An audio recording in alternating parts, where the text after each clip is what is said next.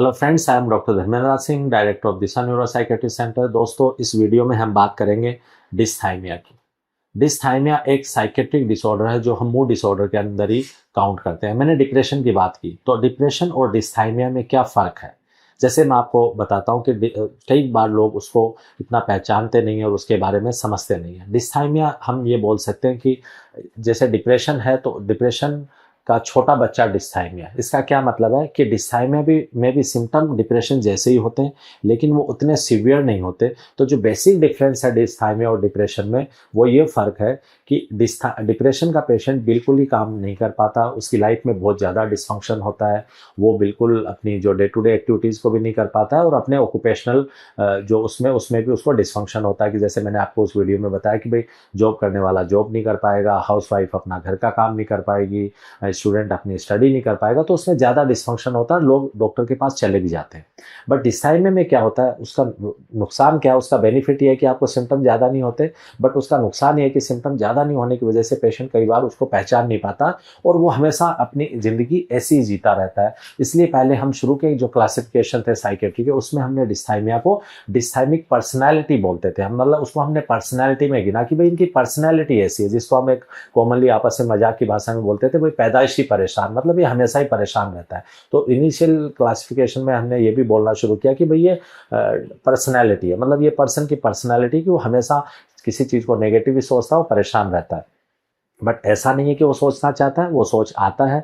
तो अभी इसको डिस्थाइमिया बोला गया है। जो नया हमारा DSM-5 का क्लासिफिकेशन है, उसमें हम डिस्थाइमिया का नया वर्ड यूज़ करते हैं, परसिस्टेंट डिप्रेसिव डिसऑर्डर। परसिस्टेंट हम इसलिए बोलते हैं कि जैसे मैंने आपको डिप्रेशन में बताया कि भाई डिप्रेसिव सिम्टम अगर आपको 2 वीक्स के लिए, 2 हफ्तों के लिए, और आपकी जो डे टू डे लाइफ में वो अगर डिसफंक्शन कॉज कर रहे हैं, तो हम उसको डिप्रेशन बोलते हैं। बट डिस्थाइमिया का जो मिनिमम आपका जो क्राइटेरिया है सिम्टम्स का, वो हम बोलते हैं एटलीस्ट 2 ईयर्स, मतलब ये सिम्टम एटलीस्ट 2 साल या उससे ज़्यादा होने चाहिए जब हम उसको डिस्थाइमिया बोलते हैं। बट इसमें होता क्या है कि इसमें सिम्टम्स होते हैं, पेशेंट को लो feeling, negative thoughts, decrease energy, ये सब होता है, लेकिन पेशेंट को सिम्टम सब थ्रेशोल्ड होते हैं। सब थ्रेशोल्ड मतलब इतने ज़्यादा नहीं होते कि पेशेंट उससे डिसफंक्शन मतलब उसकी लाइफ में आए। वो क्या करता है कि जैसे जॉब करने वाला जॉब करता रहेगा, अपना अगर हाउस वाइफ है तो वो घर का काम करती रहेगी, मतलब वो अपनी लाइफ को इस तरीके से स्ट्रेच करते हैं कि वो अपनी जो ड्यूटीज़ को फुलफिल कर लेते हैं, लेकिन उन ड्यूटीज़ को वो इंजॉय नहीं कर पाते।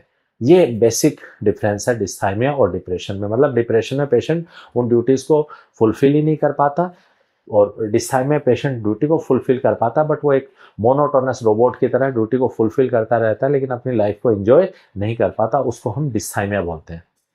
तो डिस्थाइमिया में कई बार जैसे हमारे पास पेशेंट आते हैं, कई बार जैसे एक पेशेंट था मेरे पास, वो कि सर जब मैंने उसको सिम्टम बताया कि यार आपको तो बहुत साल से ऐसे, तो वो बताने लगा कि हाँ सर मैंने तो कभी बचपन से अपनी लाइफ को एंजॉय नहीं किया। अगर हम कुछ सेलिब्रेट भी करते थे, घर में कोई फेस्टिवल होता था तो सब लोग एंजॉय करते थे, लेकिन मैं उसको एंजॉय नहीं करता था।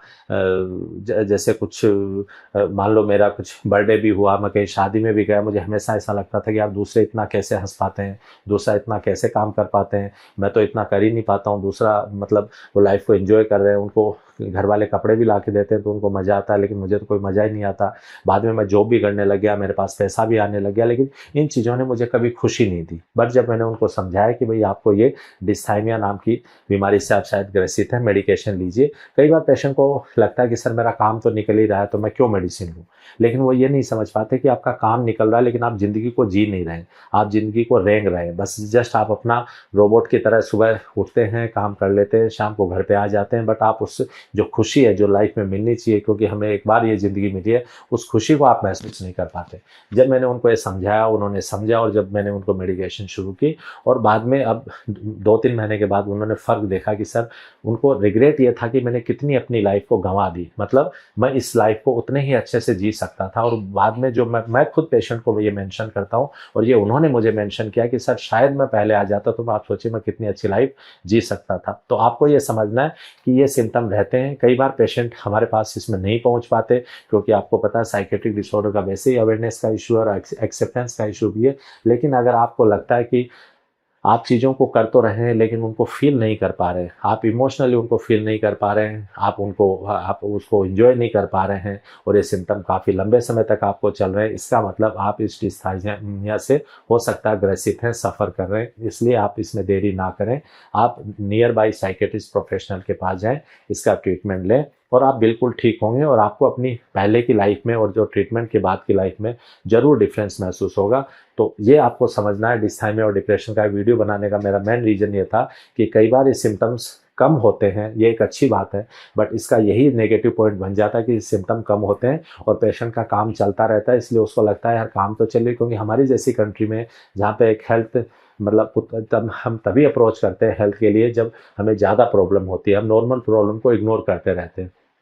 तो डिस्थाइमिया भी एक डिप्रेशन की तरह है, उसमें उतने सीवियरिटी नहीं है सिम्टम की, बट ये एक मूड डिसऑर्डर ही है। इसको प्लीज़ पहचानें और इसका टाइम पे ट्रीटमेंट लें। इसका इलाज भी ज़्यादा लंबा नहीं चलता। इसका ट्रीटमेंट जैसे मैंने आपको बताया कि वही जो हम एंटी डिप्रेसेंट देते हैं लो डोज पे, और साथ में अगर कुछ आपके इश्यूज हैं तो उसमें हम काउंसलिंग या साइकोथेरेपी का इसमें मतलब हेल्प लेते हैं। बट इन सिम्टम को पहचानें और टाइम पे अपना इसका ट्रीटमेंट लें और अपनी ज़िंदगी को काफ़ी बेहतर बनाएं, सोशली और ऑक्यूपेशनली भी।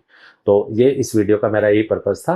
अगर आपको वीडियो पसंद आया तो प्लीज़ इसको लाइक करें, सब्सक्राइब करें और ज़्यादा से ज़्यादा लोगों को इसके बारे में शेयर करें। प्लीज़ दोस्तों मेरी प्लीज़ इसमें हेल्प करें। मैं चाहता हूँ कि एक छोटी जगह पे बैठा पर्सन भी सारे साइकेट्रिक डिसऑर्डर को अपने यूट्यूब पे जाके देख के, फ्री ऑफ कॉस्ट वो देख के इन चीज़ों के बारे में अवेयरनेस ला के वो अपनी भी हेल्प कर सकता है और अपने आसपास के लोगों की भी हेल्प कर सकता है। थैंक यू दोस्तों, धन्यवाद।